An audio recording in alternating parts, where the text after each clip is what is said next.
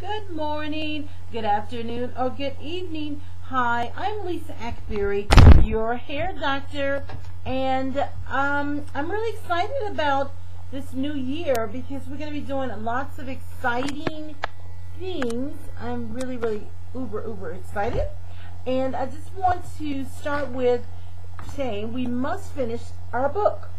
So we've been answering questions, so I'm going to just start right with the book. And if we have time for questions, you know I've got to try to answer your questions. I think I've got 14 questions and comments here, so I've got to try to get to some of those. But I want to start with the book. Okay, we're in chapter 3, so we've got to move it on. Okay. How do I create a foundation for healthy hair growth? And it's important for us to... My collar's doing some weird stuff. It's important for us to talk about that, and very appropriate at this time, because usually around January, this time of year, my collar's popped today, guys. January or this time of year, we try and look at new beginnings, new you, new hair, new everything. Some people are transitioning, which is fine, and on my videos, you can Google transitioning under YouTube, under my name, and you'll find all my transition videos when I transitioned in 2009. And no, I did not decide to relax yet. I'm not saying I've given up the idea. If I feel people need me to do it, and I feel they kind of do, but you guys have kind of talked me down with that for now. So with the transitioning help, I already have some videos. Some people are trying to obtain length. I have some great Get the Length programs on my website. And we're going to do something fabulous with some people. Some of you made some suggestions about me using some people, you call them surrogates, but people who I am going to go through their transition with or their Get the Length with. So that's going to be exciting. I'm going to do a little more interactive stuff with y'all this year as well. But let's get to this. With all of that being said, we have to create a healthy foundation in order for us to really have healthy hair, in order for us to have a healthy scalp. We've got to have a healthy foundation. How do we create that? Alright, I'm just going to read from my book. Your hair, first we need to acknowledge this, and I know you know it. Your hair is not just growing, not just floating above your head. I say that to my patients all the time. Your hair is an appendage of your scalp. Hair is an appendage of the skin, and you know that. But people frequently forget that the scalp is skin, and learning about the scalp, its layers, and its connection to to your hair will give you a better understanding of how important it is to take better care of your scalp in order to have younger looking hair. You gotta have a young scalp to have younger looking hair. What is younger looking hair? Healthy, vibrant, full length if you desire the long hair. Whatever it is, but healthy hair is really younger looking hair. Okay, so what we're going to do with this chapter, you're going to discover the role the scalp plays in healthy hair growth at any age, and the importance of remembering the scalp as skin. And remember the skin as it relates to the anti-aging process. How do we anti-age our scalp? We can anti-age our face, but with our scalp, what do? How do we anti-age our scalp? And our hair, for that matter. To realize the importance of the scalp and its life cycle, you need to understand the fact that the scalp is skin. As I said, skin is an organ, as we know. It's one of the largest organs in the body. We understand its functions, how the skin protects the body. One of the primary functions of the skin, role of the skin is to regulate body temperatures. We know that. Let's see. When we get hot, we sweat. Of course, it's important to sweat. The purpose of the sweat is to really cool our body off. And a lot of us are working out. We've got these workout programs we want to get into. So it's important for us to understand that when we work out, most of us are doing cardio, whatever, Lisa, this morning. this afternoon or this evening, well, whenever you're listening. Whenever we do the cardio, we know that usually we sweat. And we have to, because our body needs to cool off or we would literally pass out. So, the sweat, and one of the things, we sweat more on our scalp. Why is that? Because of our hair. Okay, this brings me to the point I want to make. The scalp is skin, and the skin, which includes the scalp, sweats, waste, and salt, and it flushes out and onto the body, the scalp, including the skin on your head. Because, alright, let's continue. Because scalp has extra insulation, which I just spoke about, which is called our hair, our scalp may heat up more than the skin anywhere on our body. That's why a lot of times people will just, and sweat's just rolling around down their scalp, and their head feels really hot when they're working out sometimes. And that's because of all that hair, as I said earlier. Now, the point I'm trying to really get to is that we really have to understand that even though our scalp is sweating, once we cool off, when it dries up all of that waste and salt, and then it dehydrates. So the first thing we need to do is clean. Most people will, wear braids, or they'll put on some type of, they maybe have their rollers on, and then they'll take the rollers down. And I've talked about that as being a quick fix, leaving your rollers in and then working out and sitting under a cool dryer and then taking your hair down. Well, that's if you're doing that right before work, but then that night you really need to shampoo, because that ages your skin when you leave that waste and salt. And so some of my patients said, well, if I work out every day, do I have to shampoo every day? You shampoo to remove the waste and salt. So if you sweat, then you really should clean.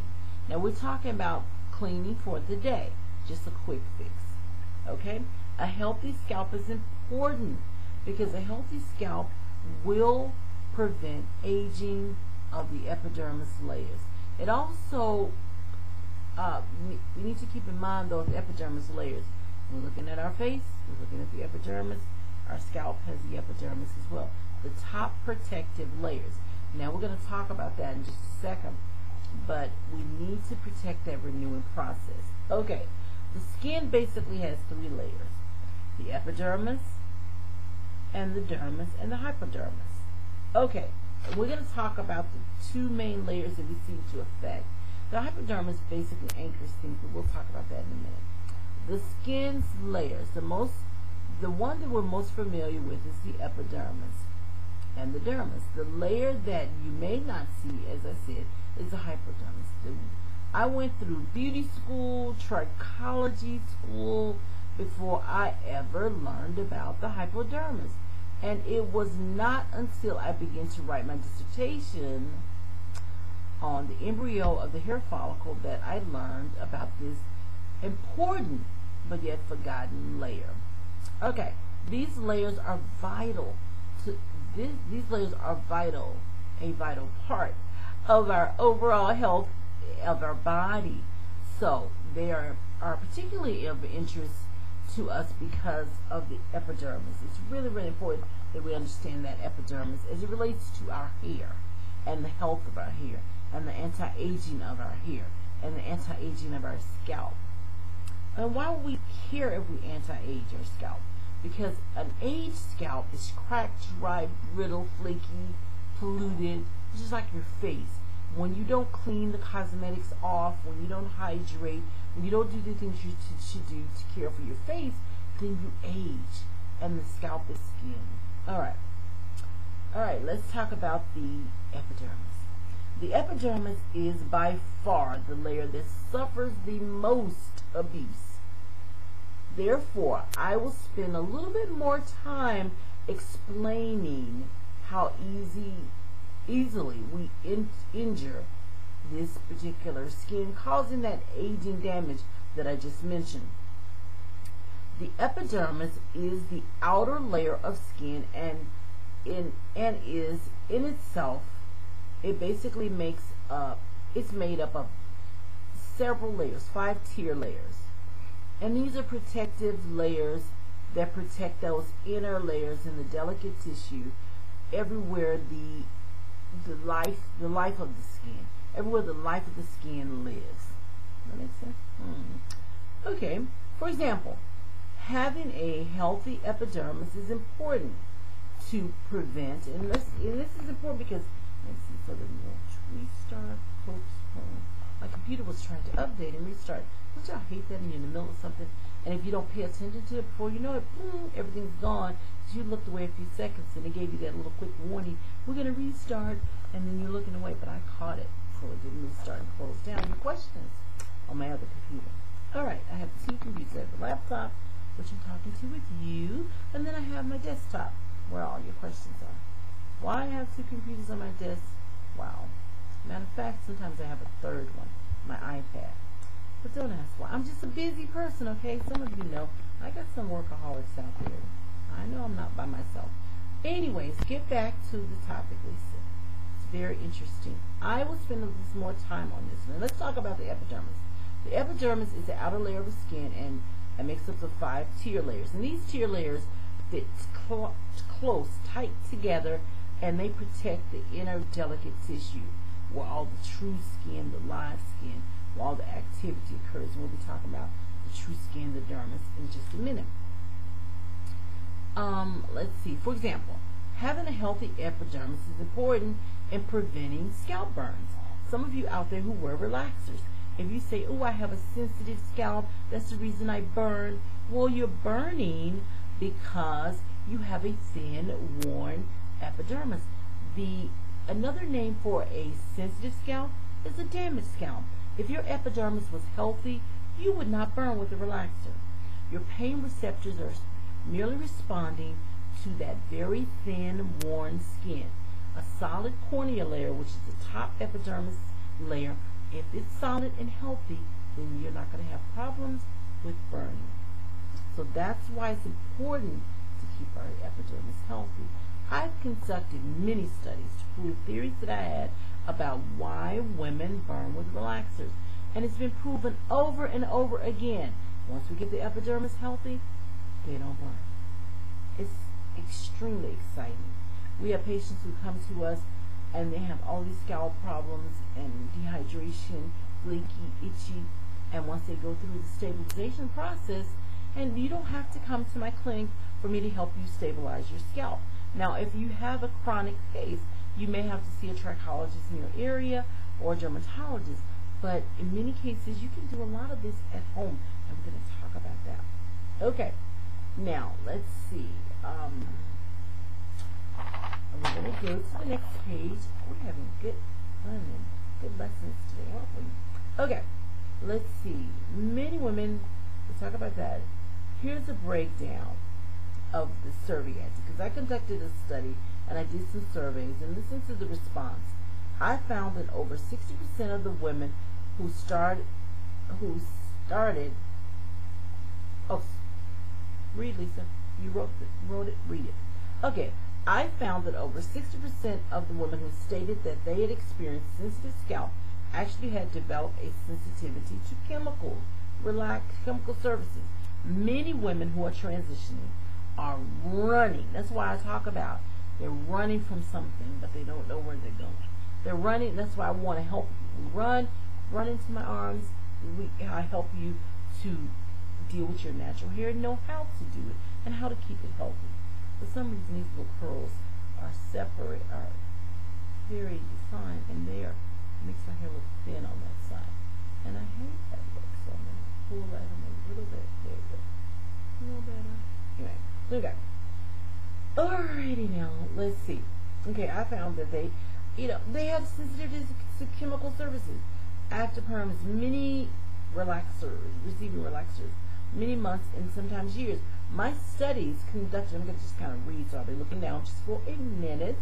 My studies conducted that sensitive scalp comes from a damaged scalp, as I said earlier. My studies also showed that the reason burning and irritation occur was because of that epidermis, as I said earlier, has worn completely away. And we proved that creating a different environment health. Now let's talk about it. A healthy epidermis is crucial to healthy hair growth because the epidermis houses the mouth of the hair follicle and the mouth of the follicular unit. Now, if you notice that little pinhole the hair emerges from, well, that's your hair follicle and your follicular unit. The follicular unit is the pore that holds the follicle. In each follicular unit, it's only one unit, and it may hold 2, 3, or 4 follicles. So when you see hairs coming from one little pinhole, they're coming from one follicle, which is resting in that unit. And each one of those hairs have their own follicle. Well, what happens when the mouth of the follicle is damaged, you can create a blockage around the mouth of the follicle if it's not clean and clarified. That's what I'm always talking about, clarifying. This is why I just detest this no poo and all these other things, and I know that's a strong word, but I just feel that it's so detrimental to the health of our scalp, and we have to make sure that we eliminate all of these no poos. And really, guys, really seriously, we need to eliminate these conditioning shampoos because they don't clean. I know, you're going to tell me all these things. We have to clarify. Once we clarify, we can build. Now, we're not talking about stripping. We're talking about put the hair and scalp at a pure, natural state. So this is really, really crucial for us to do that. The epidermis has to renew itself. Okay? Your whole body sheds away its old skin. 30 to 45 days, you've got new skin. Your scalp is skin. So if with a clean environment, what happens, your skin sheds away freely. Ooh, something's on my nose. I'm sorry, guys. I'm not picking my nose. It just feels an itch on the side. Here we go. Okay. It peels away its normal shedding cycle. It's called the renewing of the skin. Well, it sheds and the dermis pushes up new skin.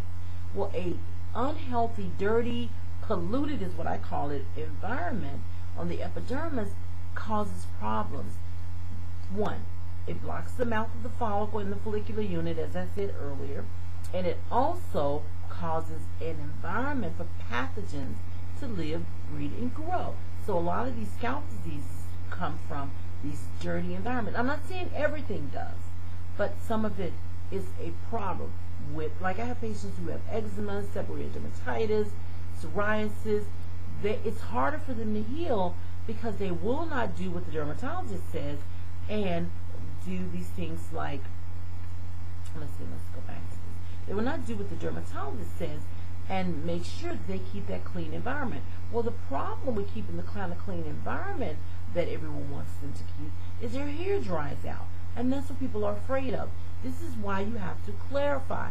And you have to clarify with a shampoo that has a pH of 4.5 to 5.5. Many patients will say, well, my dermatologist wanted me to shampoo every day. Well, I'm not white. I don't have oily hair. And they say all these kinds of things. And my patients who are white and my patients who are Latino and Asian, they don't want to do it either because they believe, even though some of them have oily hair, I don't want to dry my strands out. So it's all these problems. Well, you need to clarify. If you get a clarifier, you can prevent proper pH 4.5 to 5.5, which, as I'll remind you, is the pH of our hair and scalp. You won't have these problems. Okay? All right. So now let's take a look. Let's move on. Now let's talk about the epidermis a little bit. I will explain in detail a little bit more about the 3 categories of pollutants later on. All right. There are 3 categories. The sebaceous or oil glands rest in the mouth of the base. Okay, listen to this because we know the sebaceous and oil glands are in the dermis, but the mouth of them rests right at, and they're connecting right to the area of the epidermis. So when you sweat, there's a little pore opens.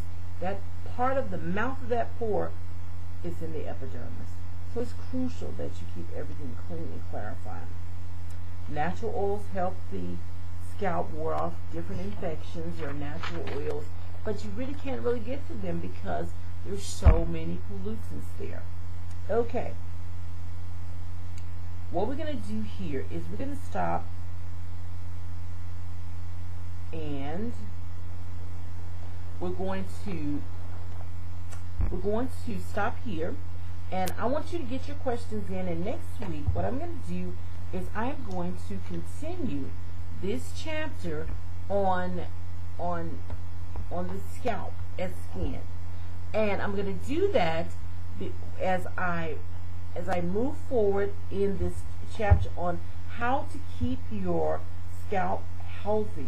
But I want to get to your questions as well. How do I create a foundation for healthy hair growth? So let me just tell you, this is really important. But I want to say before I go, I want to say hello to Nikki.